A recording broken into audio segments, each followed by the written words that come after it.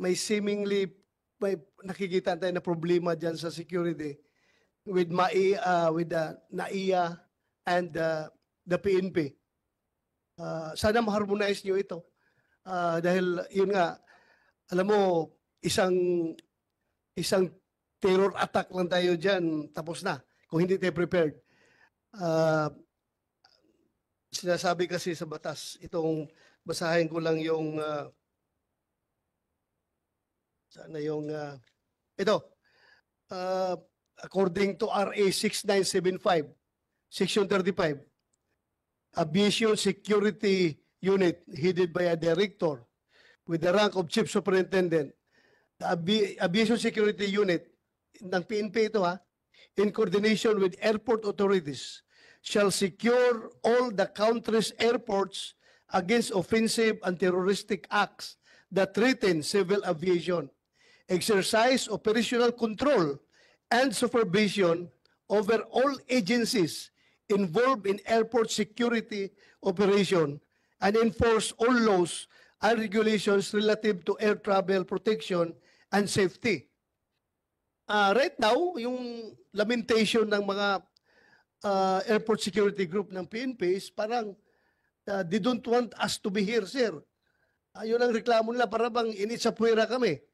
Noong NAIA pa ang nag-operate dyan, nagkukontrol, makapasok kami sa loob hanggang doon sa last screening. Pero ngayon na yung private consortium na, hanggang labas na lang kami. Para bang, I don't know if how you, there's a law here that has to be implemented. Alam niyo, pag ginatake tayo ng terorista dito, walang ibang capable na magkakandak ng counter-terrorism dyan sa loob ng airport, kundi yung Aviation Security Group.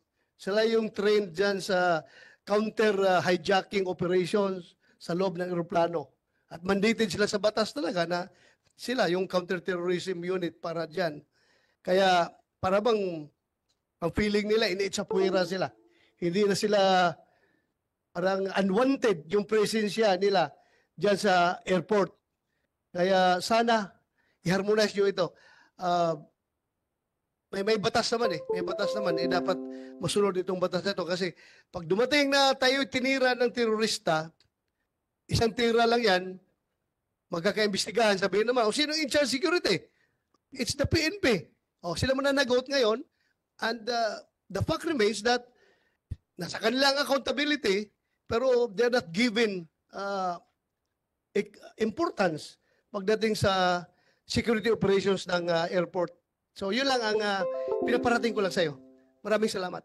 Madam Chair, Senator, maraming salamat po. Actually, malaki pong concern yan at nag-report din po ang PNP ABSECOM sa amin at kaya po ang bagong head po natin ng Office of Transport Security, si former PNP General Ato Bisnar, I asked General Bisnar po to coordinate with all the security elements in the airport, including ABSECOM, para po talagang iisang kumpas po sila doon. No?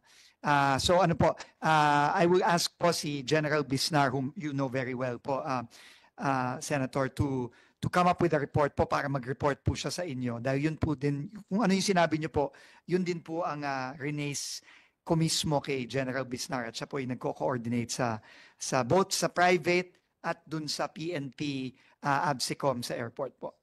Tama kasi hindi tayo dapat mag-insist dyan kung sinong siga. Sino ba? PNP ba siga? Mahiya ba? Or consortium ba? No.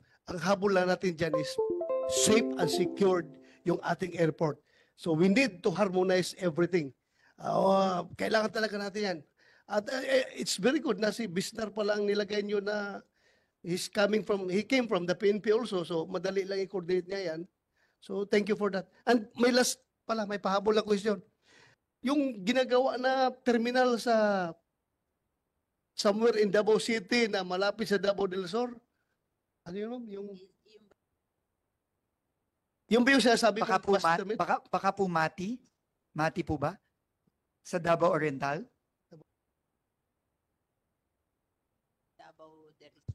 Davao City daw, malapit sa Davao del Sur. Yung ba yung sabi mo na bagong bus system ng Davao City. Ako mismo, taga Davao City. Sorry, pasensya na po. Akala ko po airport terminal. Yung Hindi. pong Davao bus, yes. Sa Kalangitan ba? Kalangitan. Bro? Ha? Sa Kalangitan po ba? Kalangitan? Oo, sa Davao? Kalangitan. Wala mong lugar na Hindi, oh. Kalangitan. Ang bus terminal sa Davao. Saan yun? Opo. There will be 2 bus terminals po. Sorry. Madam Chair, Senator, just 1 minute lang po. I'll just get the name. Kaya alam ko may malaking bus terminal malapit sa While Secretary Vince is checking with his staff, our line of questioning will, after this, will proceed with Kong Marvy Marino, Kong Roy Loyola, Kong Abet Garcia, then Senator Grace Poe, Senator Joel Villanueva, and last would be Congressman Ramon Guico. Thank you. Timon, hindi sila familiar. Hindi pa makita. Opo, pinapahanap ko lang po yung area, pero there will be 4 depots po under the proposed bus system sa Davao. The main depot po will be in Toril.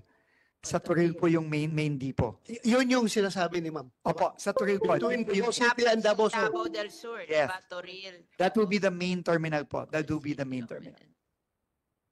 Thank you, Secretary Vince. And with that, Madam Chair, I would like to manifest my full support.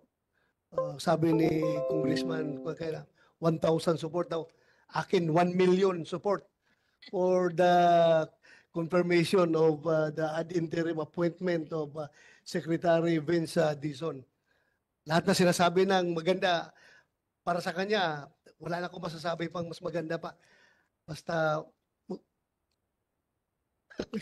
thank you, Madam Chair. Salamat. Senator Bato. Maraming salamat po, We would Madam like- Chair, Senator. Thank you po. Yes, we'd like now to acknowledge, I think as Yun ang main. Kong Marvy stepped out for a No, while. I'm here, Madam Ay, Chairperson. Sec Marvy, please. Thank you, Madam Chairperson.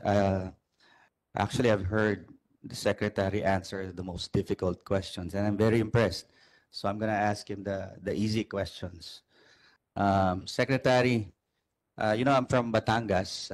Batangas City has a port also. So my concern is mainly logistics.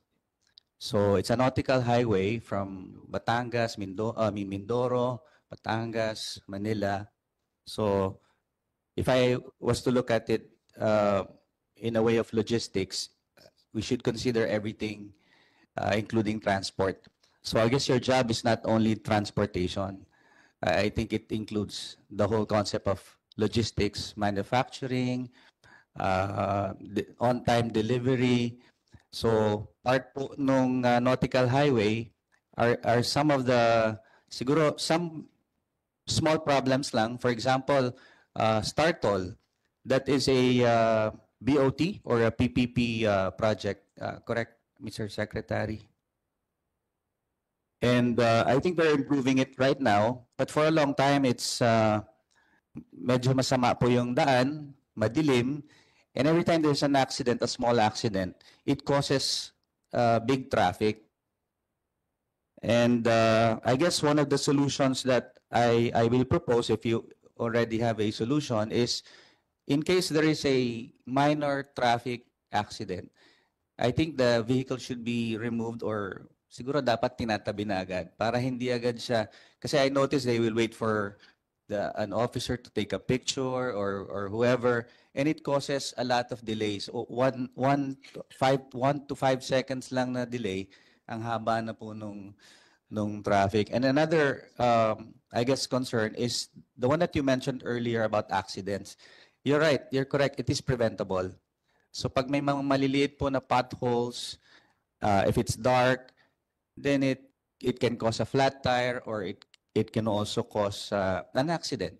So I guess what I'm asking you is to medyo higpitan niyo po yung konti yung mga may concessionaires, not only in Startol but Slex also going to the north, so that they can really comply with the concession or the contracts that they signed as far as deliverables.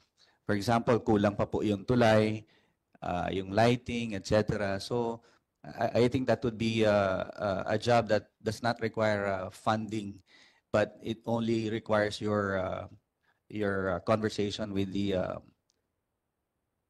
operators, because